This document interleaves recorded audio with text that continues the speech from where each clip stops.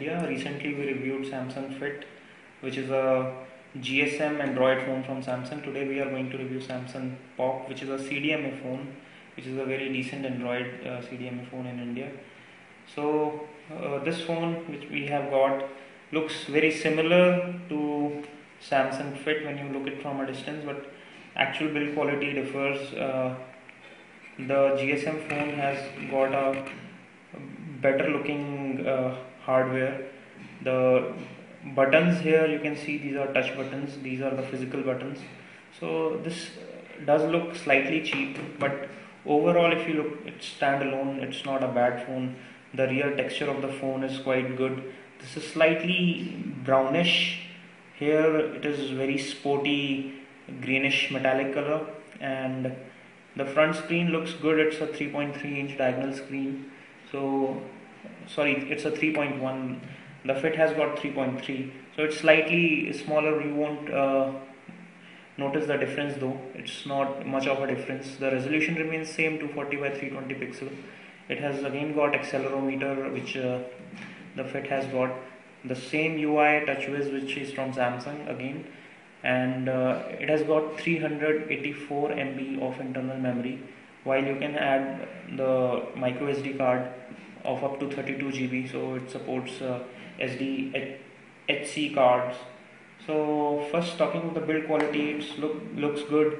The rear is textured, the camera is at the middle, and it hasn't got a flash either. So here is the speaker, is the standard 3.5 mm jack. Here you can see the USB jack. So these are the flaps which come outside, which may break sometime, so you have to be careful with them. This is a standard B-type micro USB charging as well as data port. So this is standard 3.5 mm for audio. Here you have the micro SD card slot. It is again popping type, it comes out. Here you have the power button, other side you have the volume keys. So here's a tiny hole for if you want to put some thread or something like that.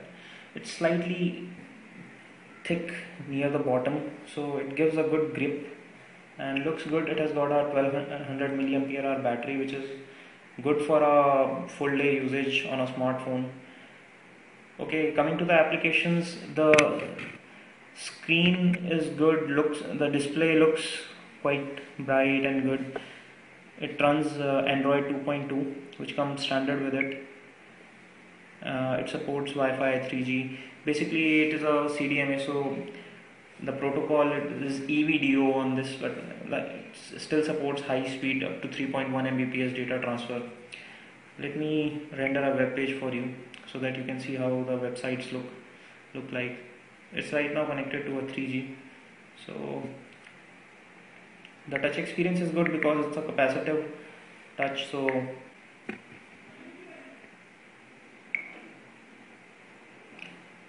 the rendering of the pages is pretty good. Here you have got a menu button for additional options. You can add new windows. The browser is same that comes in the other Android devices, so you can switch between the windows here.